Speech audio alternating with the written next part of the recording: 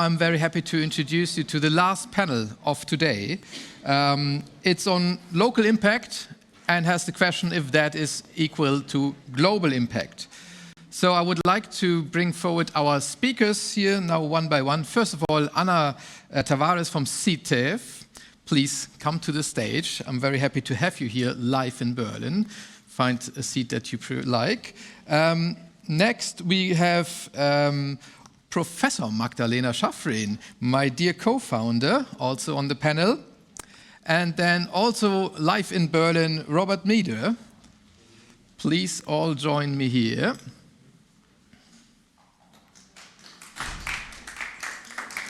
And we're still hybrid. We got Kevin Thiong'o from Enviu also with us. I guess he should be appearing somewhere now on the screen. And I will slowly step down. Do you all have a microphone? Wonderful. Do we have Kevin with us? Yes. Yes. Oh, yes. there we are. Good. Great, Kevin. I'm sorry, but this is also new for us. Still, hybrid conferences are still a bit of an experiment. So, yeah, lovely to have you. Thanks for being back here after we already heard your wonderful position about the circularity ecosystem in Kenya. So I would like to start by introducing this panel again, since we have a little bit of time today to talk about this really interesting question, I think, like how local and global are connected, and maybe at the end also like how we can really create positive impact, because that's what we love to talk about here anyway.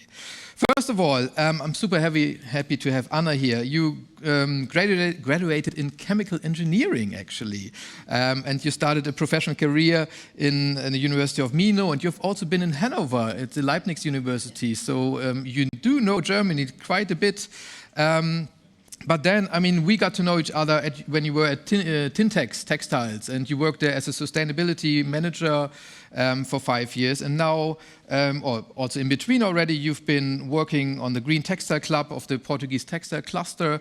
And I believe you've been heading a special interest, you were heading the special interest group Green Textiles Club. And now you are at CITEVE, which is a technology center for textiles and clothing in Portugal. And there you again also, this is connected, I guess, you're also again representing a special interest group, but this time the sustainability and biocircular group, which is also part of the work you do at CITEVE. Very happy to have you here from Porto, now in Berlin. Then we already heard of Kevin today.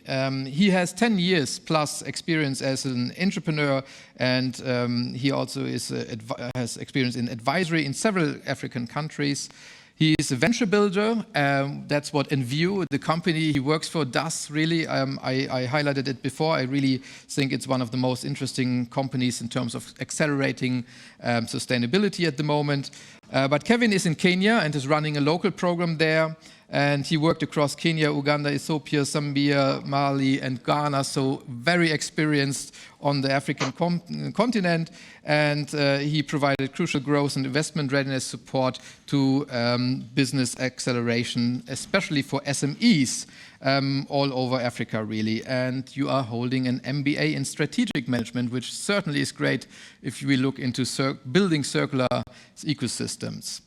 Then, my dear co-founder, Magdalena, you have been founding the Green Showroom, which has been one of the very first platforms that was exclusively for sustainable fashion. Some might still remember it was founded in 2009 in the Hotel Adlon here in Berlin as part of the Berlin Fashionweek. You're also my co-founder at Studio MMO4, which is our consultants agency, and well, we follow a very holistic idea of sustainability. I'm sure we're going to talk about that still, and we are together also with our dear Marte Henschel, who is maybe also still somewhere around here, and another partner, the founders of the new and being in the process of being built up Fashion Hub in Berlin that is focusing on sustainability innovation in fashion and textiles. And last but not least, we have here Robert, You have, well, such a long history also of all kind of things being done. We met in Sri Lanka, actually, a few years ago when travel was still a normal thing. And obviously, we have been looking also there into the local craft scenery. But you have been working for like leading French, Italian luxury houses, I think mainly in Scandinavia and Middle East.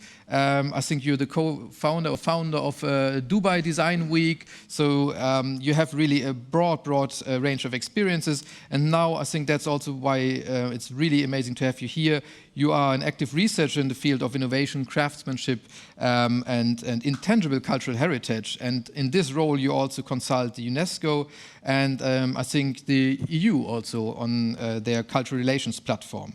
So yes, and maybe also to mention, you are the co-founder of Selyn Textiles, a Sri Lankan company that is a fair trade handloom producer and works with blockchain solutions at the same time. So very interesting combination, obviously. It's lovely to have you all. Sorry for this a little bit longer introduction, but I thought it was important because we have this lovely range of people here today. And so just as a little reminder, obviously today we talk about local perspectives, but they're all connected with the global perspectives. So we wonder if local impact isn't actually also the global impact that we all want at the end. And to start off, I wanted to kind of look into something that I just saw on Instagram from Jane Goodall. She was posting that basically she believes that thinking global and acting local is a good idea, but she believes, first of all, one should always act local, because that's what you can do directly, and that's where you get the feedback, and that's where you can see the difference you make, and then possibly you can translate it into other action. So I thought that was an interesting perspective to kickstart our conversation here. And yes, so I wonder, what is your perspective? Like, when we want to tackle global impact, what is the role of local ecosystems in that? And maybe, Anna, you could start, because I think for us here in Germany, with Germany being such a trade-orientated fashion and textiles industry, it's always very interesting to look into production countries, and Portugal is one of the important production countries. So, yeah, how can the local ecosystem that you also partly represent help tackling these global impact problems? Yeah, thank you for having me here. It's also a pleasure being physically in such an event. So yeah, in fact, in Portugal we have an industry ecosystem. So we don't have many brands. We export most of the textiles that we produce. So our ecosystem works locally to be globally, let's say.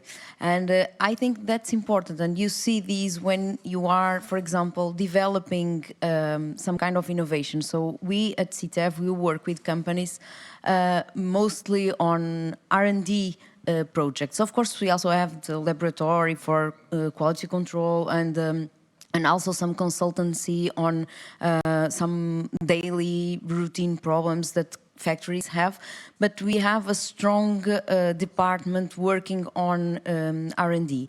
And you see that it's much easier to do it when you are acting locally, because when you have a problem, you are very close to people, and this makes difference. So when we are presenting something for a brand, for example, it's easy to say, you come to Portugal and you can find in one day the entire ecosystem. So since the spinning until the garment maker, and you can basically we know all of the people working, so all of the companies and so on, and it's easier to influence them somehow on doing something different, because if the spinning mill is doing so it's working, for example, with a new fiber coming from I don't know, different companies or startups even, sometimes it's difficult that this goes until the garment maker, for example.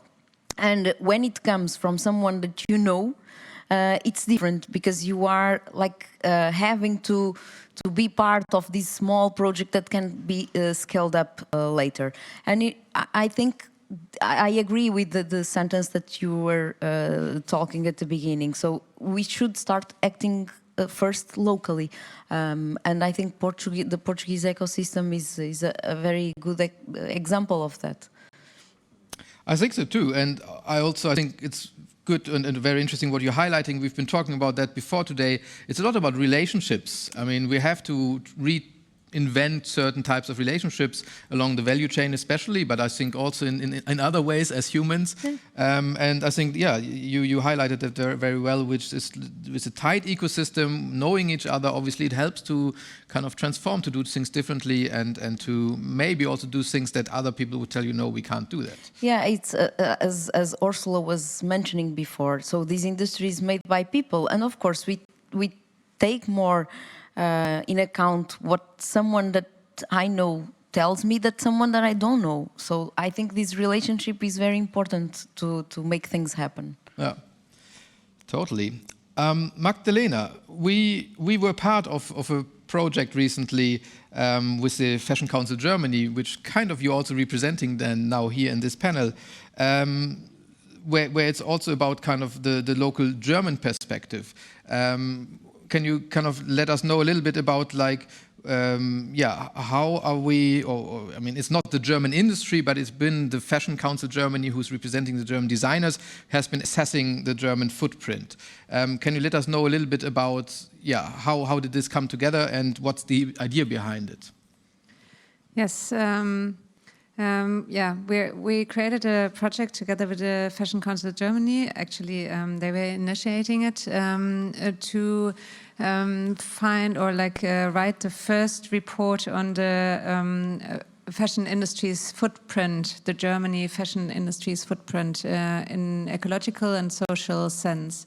And I mean, as you all know, probably, and also read in the State of Fashion Germany report released earlier or last year even, that the Germany's fashion industry is one of the largest fashion industries in the world. So I think discussing earlier today that we would like to be part of the solution, not of the problem. It's always good to also focus the problems and get a light on that. And this is what this report is actually doing.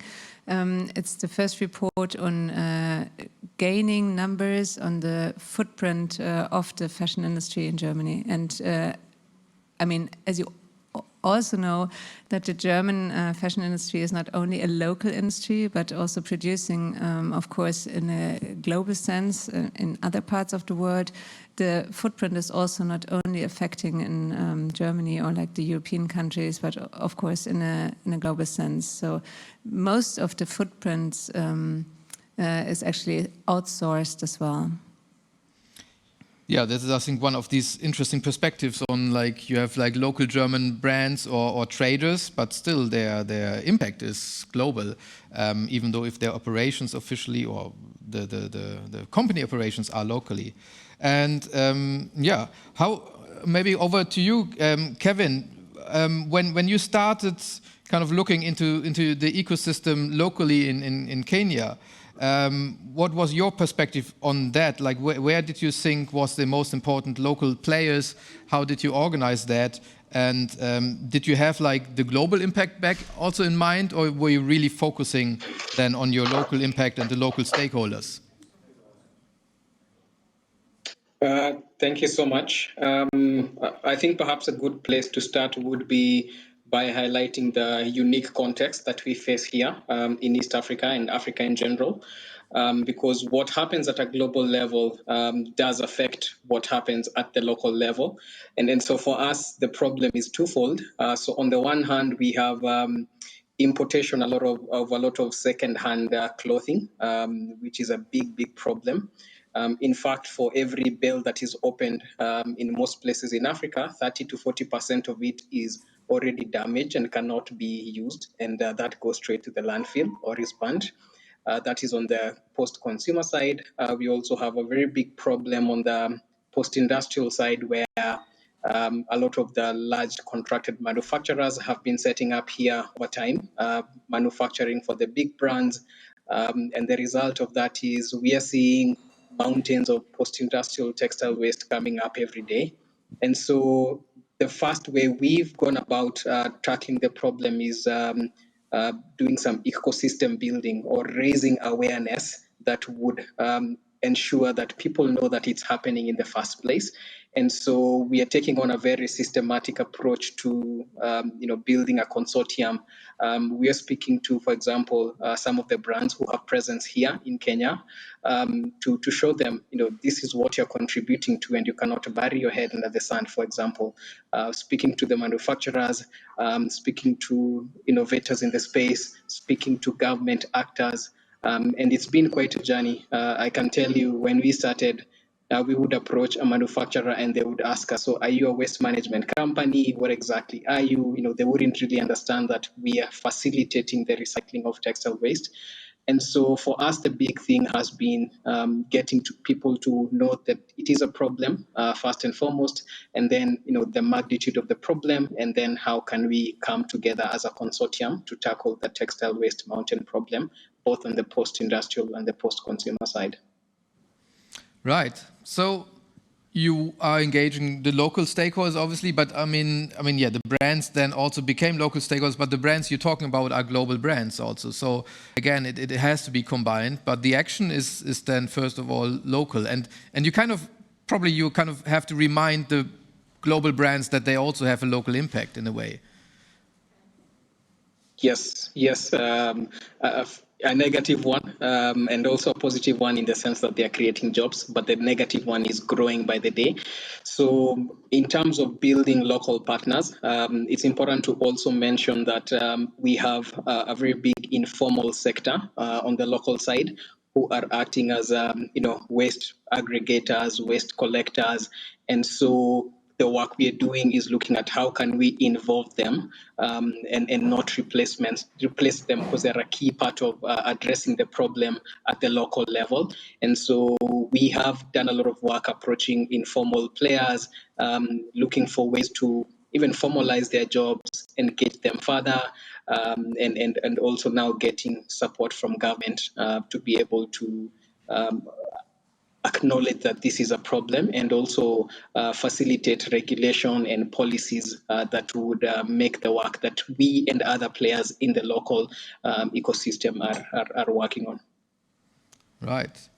So, Robert, I wonder, how was your experience? Because you've also kind of been building local ecosystems with a different focus, but not that far away, probably in many ways. Correct. So, essentially working out of Sri Lanka, and working with Handloom in Sri Lanka, that was at a very critical stage during COVID.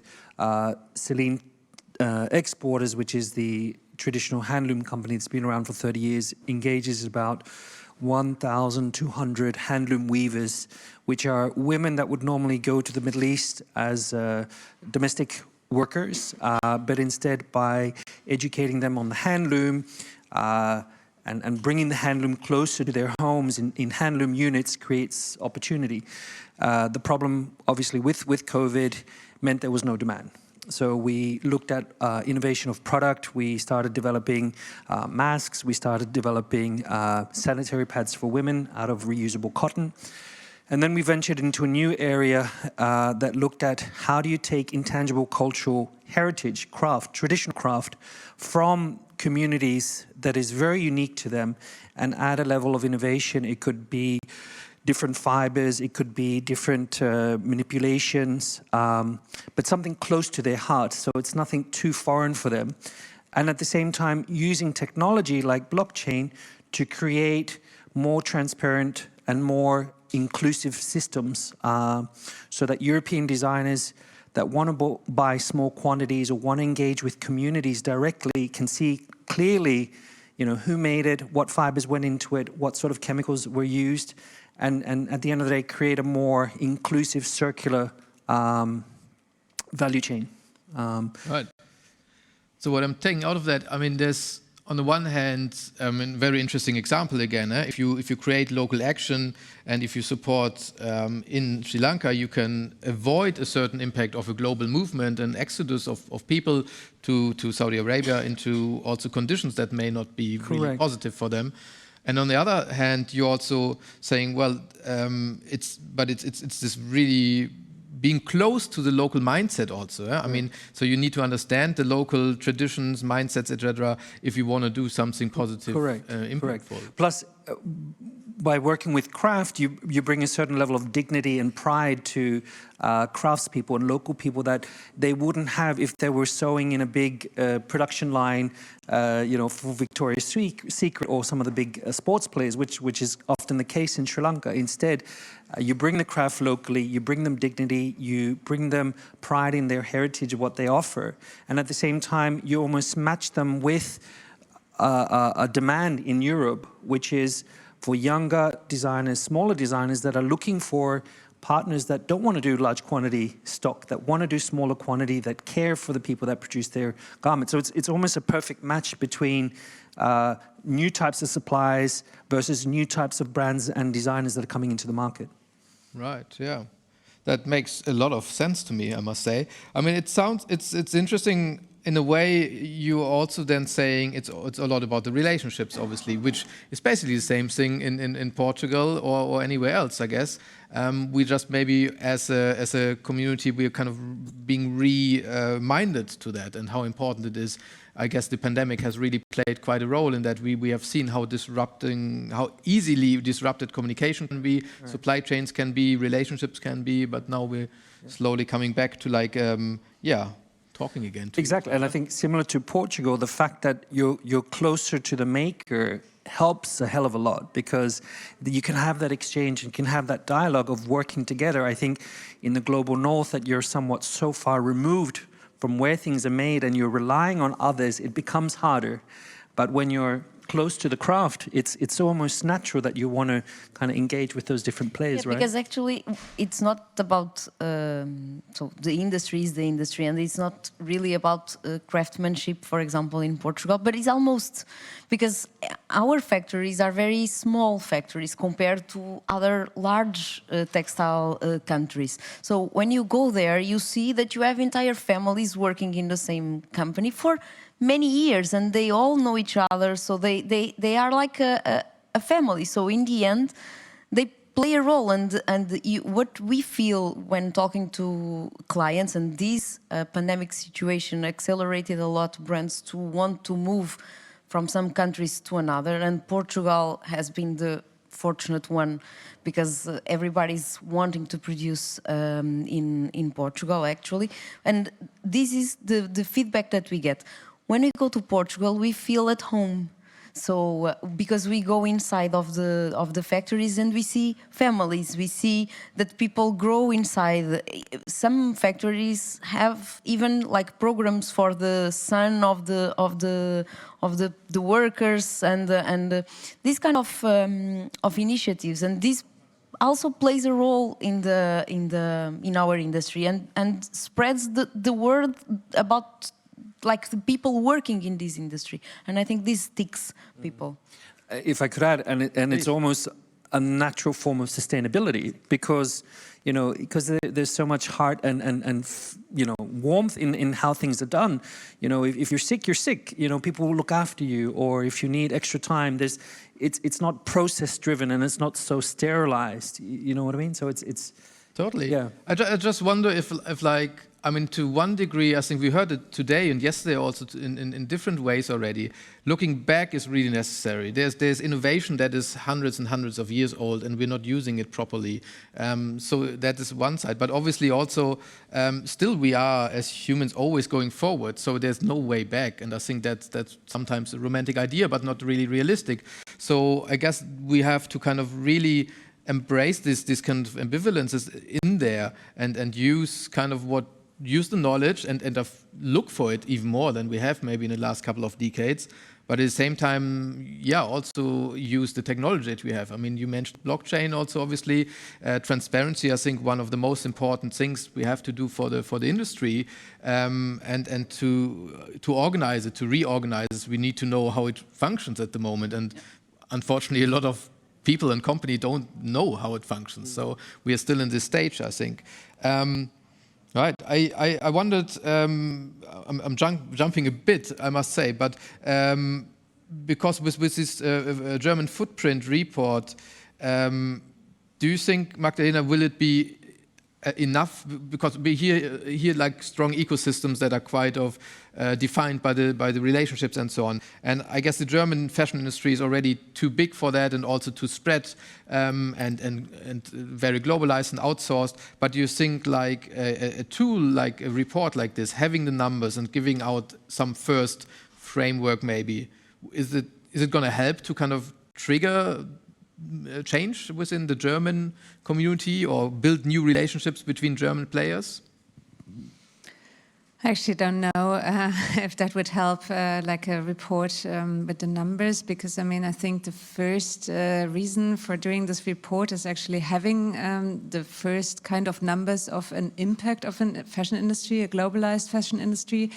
And the secondly, with releasing the report by the end of this month, by the end of March, maybe there will start a discussion in between the German fashion industry, which is actually quite split and also quite apart and not very well connected, I would say, to see how they or we or together, we are also part of this industry, we can drive this footprint down, because that will be the discussion which is following when we are doing like a second report or a third report, when we see how the numbers are growing or like degrowing, hopefully, to start a discussion and a conversation about the solutions.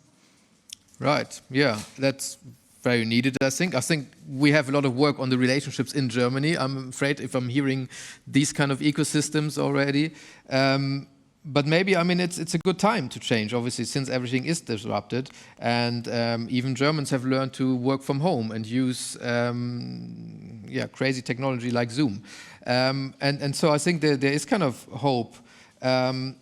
But we have to change a lot, I think, in our working styles, in our kind of work culture, etc. I wonder, Kevin, because you are kind of combining even an informal sector, which in the sense like you have it in Kenya, we don't really know it in Germany, but you're also combining that with brands from all over the world, with production units. How do you create that? You have to bridge a lot of very different stakeholders there. Maybe you have actually some hints for us how we can bring the German community closer together, because I think you're doing a very strong job there in Kenya. Yeah, it's definitely a balancing act. So how we look at it is there is a problem that we have in terms of, for example, the textile waste. How can we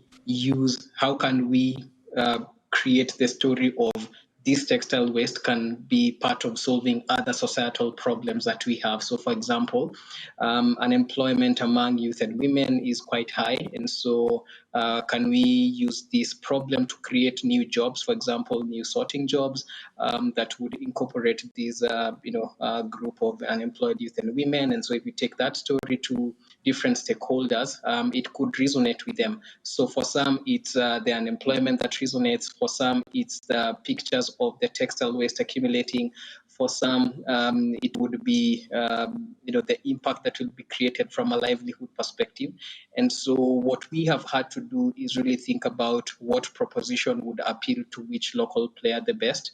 And like I mentioned earlier, we've had to start from a point of just raising the awareness, but that's one of the successful ways that we've gone about getting different stakeholders to come on board and support the issue. And are you? What's the reaction of the big brands? Are they do they now, you've been working on this for a while, do they now get it? Are they now part really of the community? Or, is there still kind of like a gap between some of these stakeholders?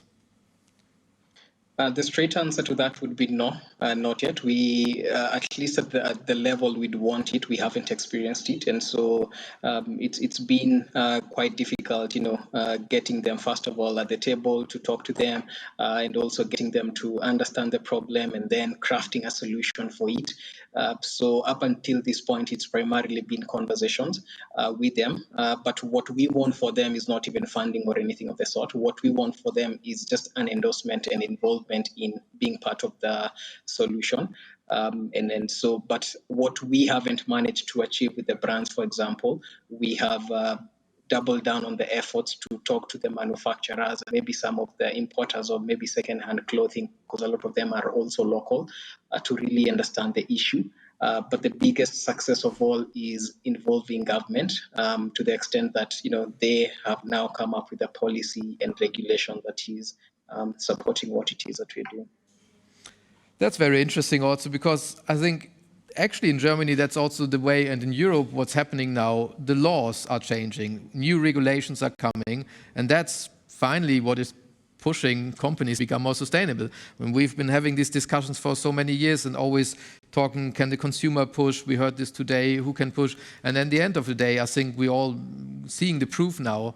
The real change is coming when there's concrete laws, concrete regulations that tell you, don't do this anymore, it's illegal.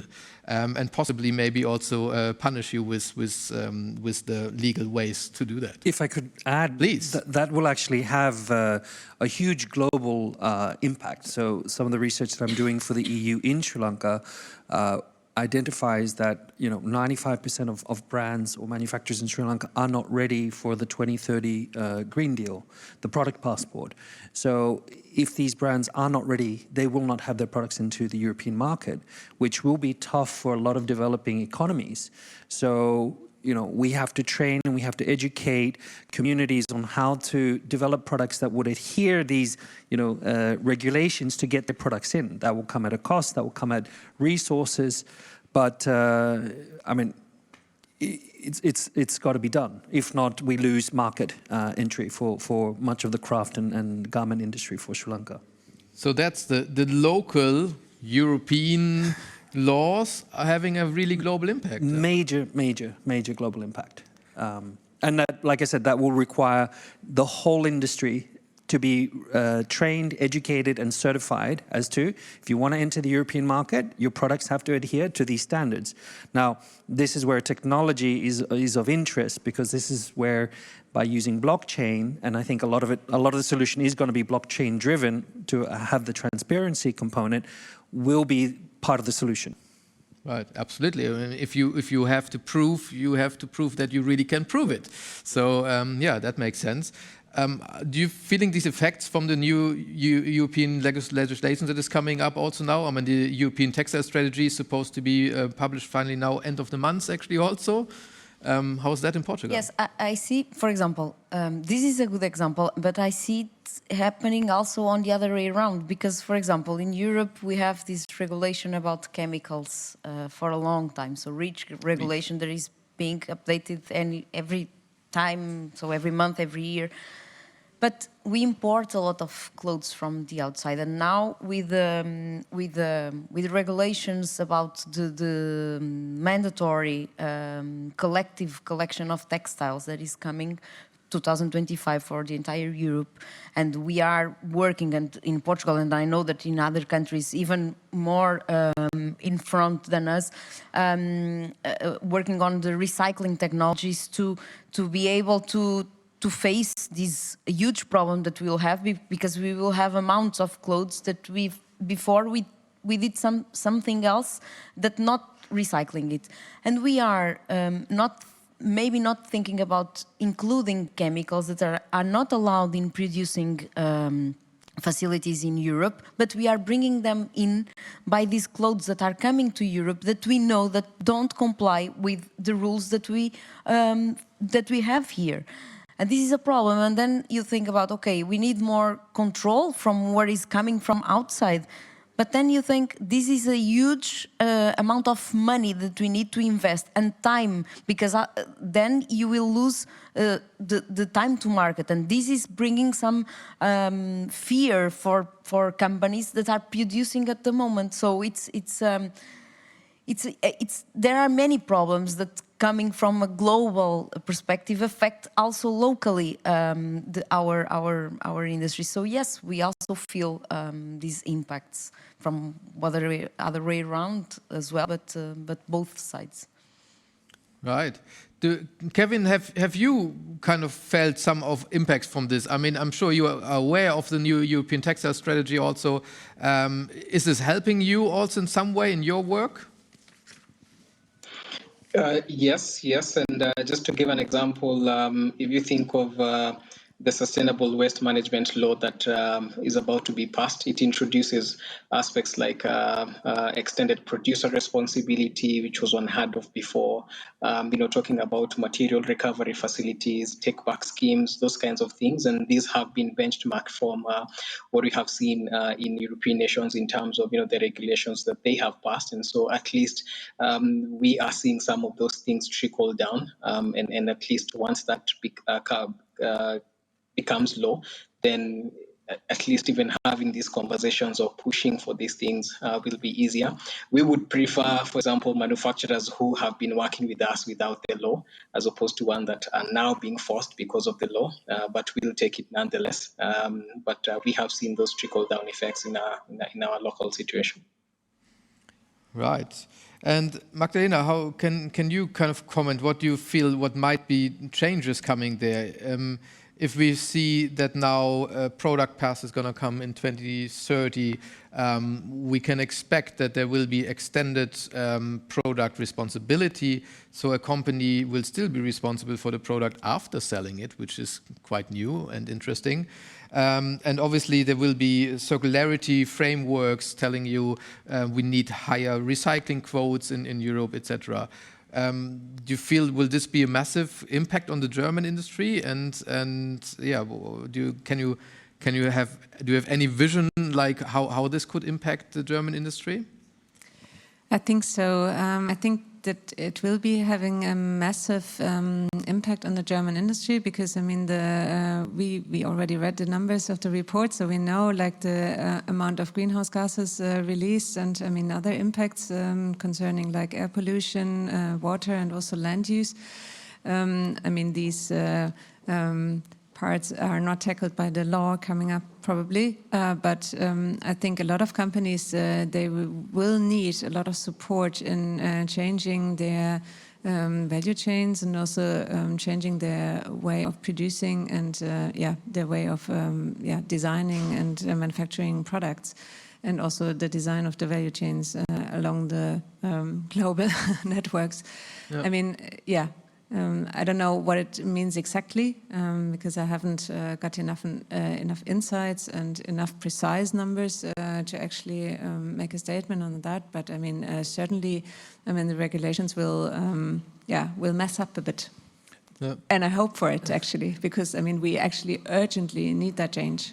I was just going to say, I think it's, I'm a slight anarchist. I actually think it's a good thing because I think it will help the younger designers break through because I think it's, let's be honest, I think everyone's known about this for quite some time, but it's the bigger brands who have resisted the change, who have resisted, or they've slowly drip feed solutions in. We've been talking about sustainability for such a long time, but who really has such a great system of take back? It's still hugely questionable. So this is where, it's the David Goliath scenario, right? So I see a lot of small Davids benefiting from this and a lot of new supply chains popping through, value chains, let's say, that will create space for a lot of new brands, to be seen, I think.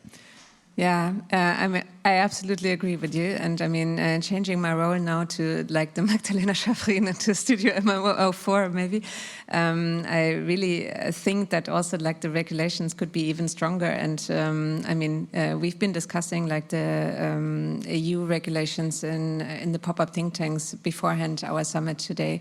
And I mean, we heard like short wrap-ups in forms of videos yesterday and today and tomorrow as well.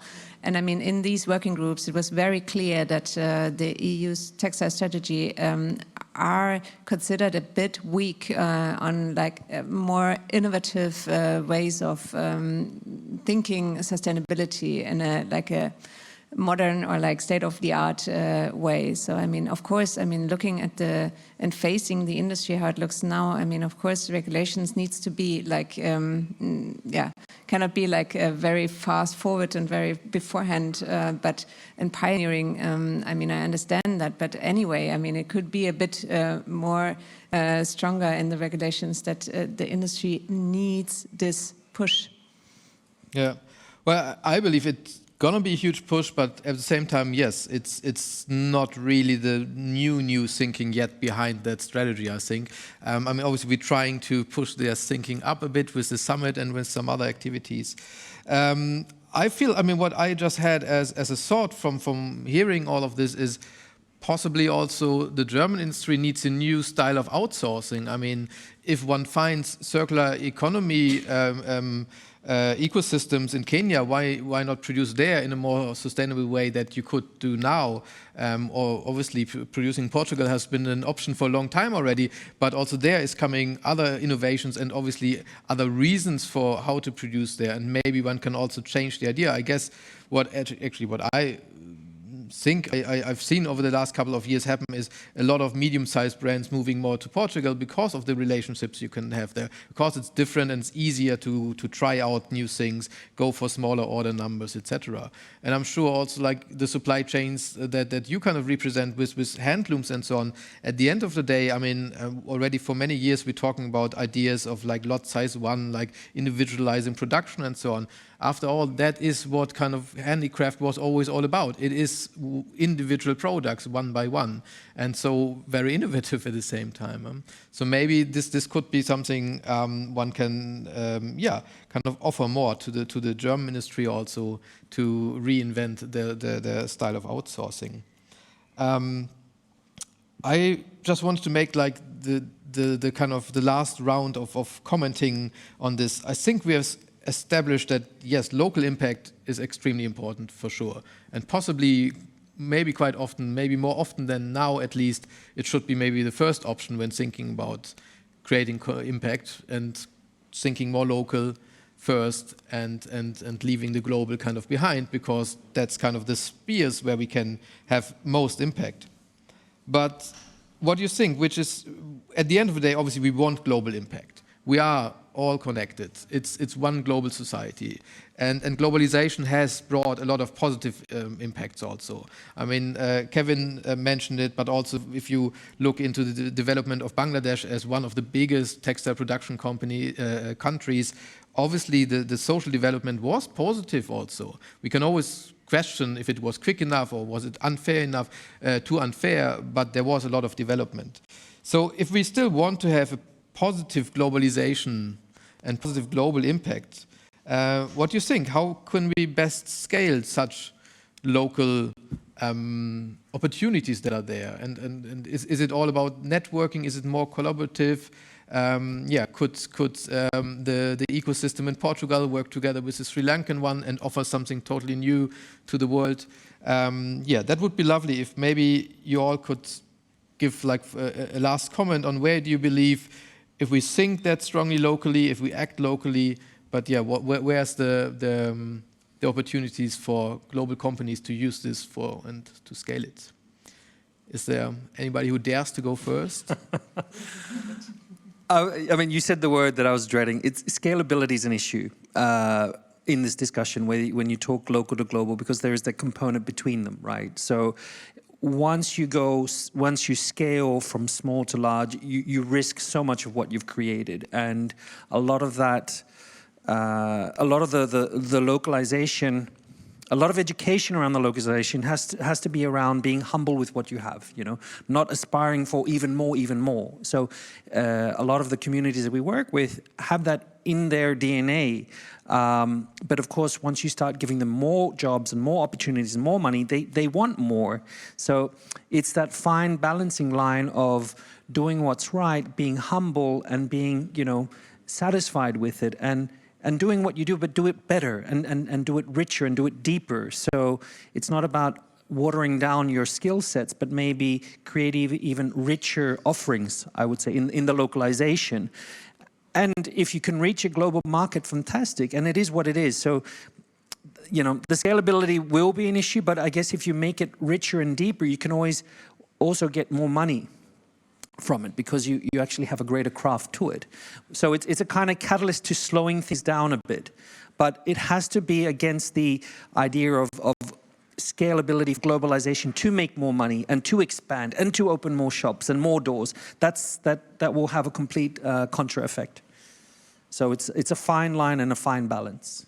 Do you think there will be different ways of growing really for such brands? Because I mean, then it's I mean, the one thing is you can scale, let's say, to the heights, but you can also scale into the widths. So, I mean, I can tell you with the implementation of blockchain with the textiles, it scared a lot of people. I mean, we started work with some designers, and all of a sudden we're telling them, you know, this is the woman who made your thing, this was the chemicals that went in it, you know, this is how much it cost, and you are part of this blockchain.